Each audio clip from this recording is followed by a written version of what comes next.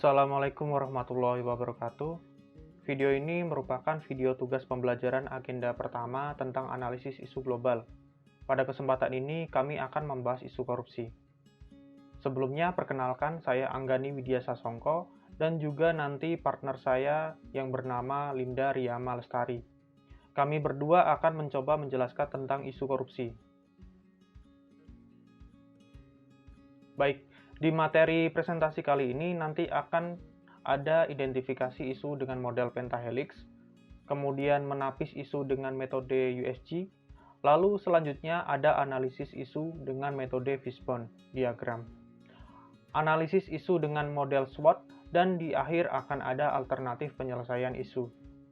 Nah, apa itu korupsi?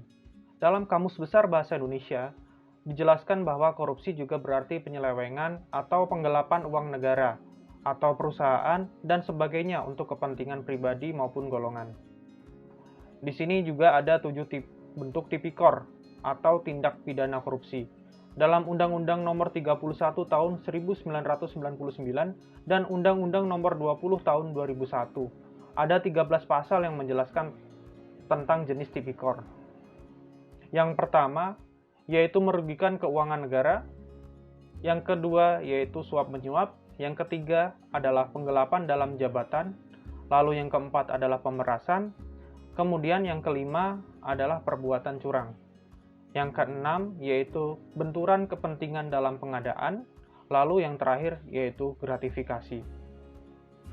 Nah, di sini ada metode pentahelix. Pertama dari sisi pemerintah.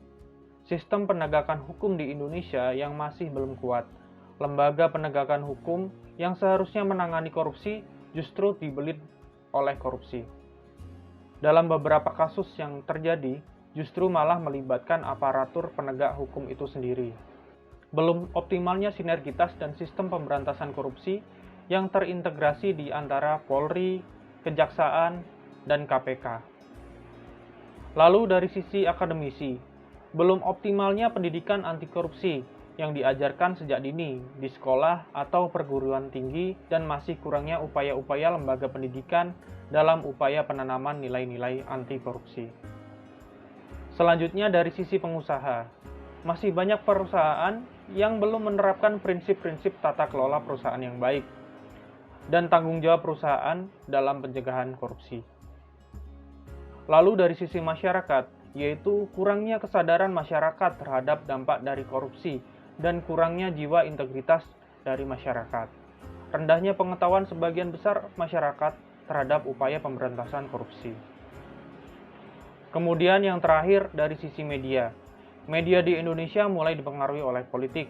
Beberapa media dimiliki oleh pengusaha yang berafiliasi oleh partai politik, sehingga peran media untuk pemberantasan korupsi menjadi kurang optimal. Ditambah lagi pemberitaan pada masa sekarang lebih mementingkan rating dan keuntungan media. Selanjutnya akan dijelaskan oleh rekan saya, Linda Riyama Lestari. Untuk Mbak Linda, saya persilahkan. Terima kasih kepada Mas Gani. Pembahasan selanjutnya akan dipresentasikan oleh saya. Pada slide yang muncul saat ini, kita bisa melihat ada foto dari para tersangka korupsi. Dan kita juga lihat di situ ada umur dari masing-masing tersangka korupsi. Dapat kita lihat bahwa umur mereka masih tergolong muda. Semuanya masih di bawah 40 tahun.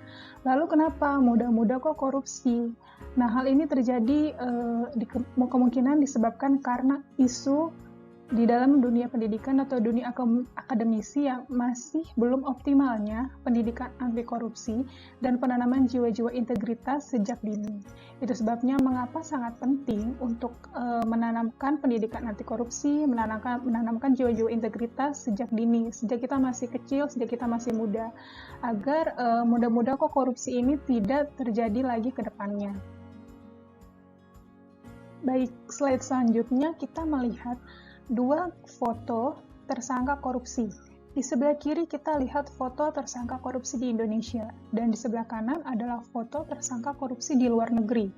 Sepertinya kemungkinan itu di negara Cina.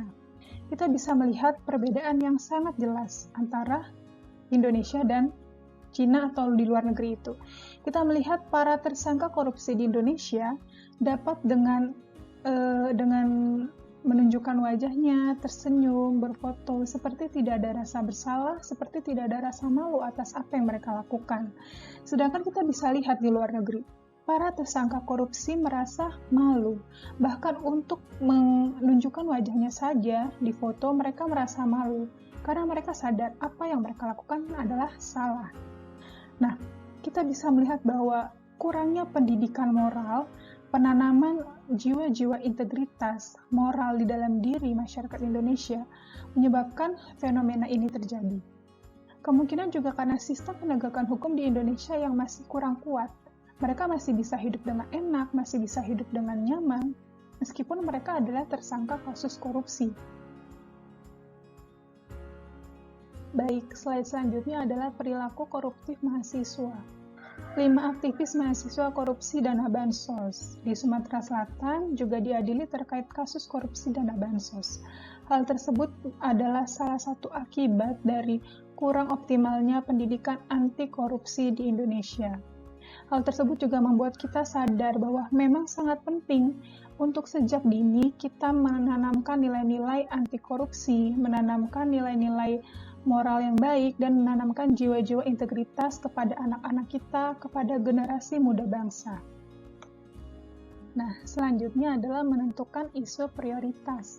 Setelah kita mengidentifikasi isu dengan model pentahelix, selanjutnya kita akan menentukan isu prioritas dengan metode USG.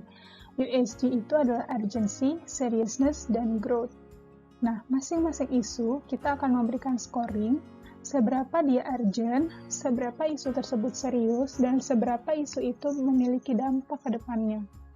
Nah, semakin besar poinnya, maka isu tersebut semakin urgent, semakin serius, dan semakin berdampak. Setelah kita melakukan scoring, kita mendapatkan total yang paling besar, 15, itu adalah belum optimalnya pendidikan anti korupsi dan penanaman nilai-nilai anti korupsi serta jiwa integritas sejak dini. Nah, berarti isu tersebut adalah isu prioritas kita yang akan selanjutnya kita dalami dan kita analisis lebih lanjut. Baik, selanjutnya setelah kita mendapatkan isu prioritas itu kita analisis dan kita dalami lagi. Apa sih akar masalah yang menyebabkan isu tersebut terjadi? Jadi di sini isu prioritasnya adalah belum optimalnya pendidikan anti korupsi dan penanaman nilai-nilai anti korupsi dan jiwa integritas. Kemudian, apa akar masalahnya yang menyebabkan isu tersebut muncul? Yang pertama kita bisa lihat ada lingkungan. Apa sih faktor-faktor lingkungan yang mempengaruhi? Yaitu pertama, budaya korupsi sudah menjadi hal yang wajar. Yang kedua, kurangnya perhatian mengenai kasus korupsi. Selain dari aspek lingkungan, ternyata ada penyebab lain, yaitu adalah sistem. Yang pertama, sistem pendidikan anti korupsi masih teoritis. Yang kedua, kurangnya manajemen sistem pendidikan. Yang ketiga, ada keahlian. Keahlian, faktor yang mempengaruhi adalah keahlian lebih penting daripada nilai moral. Jadi, ada pemikiran-pemikiran bahwa keahlian itu lebih penting daripada nilai moral. Sehingga yang menyebabkan pendidikan anti korupsi yang sudah kita tanamkan itu menjadi kurang optimal. Dan yang kedua itu adalah kualitas SDM. Tentu kita juga harus memperhatikan SDM yang memberikan arahan atau yang mengajarkan tentang nilai-nilai anti korupsi. Lalu yang terakhir adalah individu itu sendiri. Individu itu sendiri dipengaruhi oleh sifat individu tersebut, sifat mementingkan diri sendiri dan sifat serakah atau tamak yang ada di dalam diri manusia itu tentunya menyebabkan penanaman nilai-nilai anti korupsi menjadi kurang optimal. Selanjutnya analisis SWOT. Yang pertama adalah strengths atau kekuatan. Pendidikan anti korupsi memiliki peran penting di dalam menciptakan karakter masyarakat yang jujur dan sejahtera. Dengan begitu, tindak pidana korupsi tidak akan terjadi. Yang kedua, KPK telah merumuskan 9 nilai dasar yang perlu ditanamkan melalui pendidikan anti korupsi kepada seluruh masyarakat. Yang ketiga, sisi keahlian masih dianggap lebih penting daripada sisi nilai moral. Lalu ada weakness atau kelemahan. Pendidikan anti korupsi di Indonesia masih hanya sebatas teoritis, bukan praktis. Pembelajaran teoritis cenderung akan diabaikan dan dilupakan beberapa saat setelah dilakukannya pembelajaran. Lalu yang kedua, masih terbatasnya SDM yang berkualitas yang dapat diandalkan dalam proses pendidikan anti korupsi. Lalu yang ketiga, kurangnya manajemen sistem pendidikan dalam berkoordinasi terkait penyuluhan mengenai dampak korupsi. Lalu ada peluang atau opportunities. Apakah peluang yang ada? Yang pertama, kemajuan teknologi memudahkan KPK dengan instansi atau kementerian dan lembaga pendidikan lainnya untuk bekerja sama dalam proses pendidikan anti korupsi. Lalu yang kedua, pemerintah dapat memasukkan pendidikan anti korupsi ke dalam kurikulum pendidikan nasional Indonesia. Dan yang ketiga, pihak akademisi dapat menciptakan berbagai kerjasama dengan pegiat anti korupsi untuk mendukung kampanye anti korupsi. Nah, kemudian ada juga ancaman. Apa sih ancamannya? Yang pertama, sistem penegakan hukum di Indonesia yang masih lemah. Aparat penegak hukum yang seharusnya mengadili dengan adil justru terlibat dalam kasus suap-menyuap. Budaya korupsi di Indonesia yang sudah merajalela, menjadikan korupsi adalah suatu hal yang wajar. Dan banyaknya orang berkeahlian tinggi namun memiliki nilai moral dan integritas yang rendah. Dari langkah-langkah sebelumnya, kita telah mendapatkan isu prioritas yang menyebabkan terjadinya korupsi, yaitu belum optimalnya pendidikan anti korupsi dan penanaman nilai-nilai anti korupsi serta jiwa integritas sejak dini. Kemudian, kita akan menentukan alternatif penyelesaian isu. Nah, berikut adalah alternatif penyelesaian isu yang menjadi penyebab terjadinya korupsi. Alternatif penyelesaian yang ada yaitu dilakukannya pembaharuan sistem pendidikan anti korupsi dengan menerapkan pembelajaran teoritis dan praktis. Pendidikan anti korupsi harus menanamkan moral kepada siswa sejak dini. Nah, tahapan setiap alternatif yang pertama, Menteri Pendidikan perlu mengevaluasi kurikulum pendidikan yang ada saat ini dan memasukkan lebih banyak materi anti korupsi dan penanaman jiwa integritas. Dan pembelajaran terhadap materi anti korupsi juga harus secara teoritis dan juga praktis.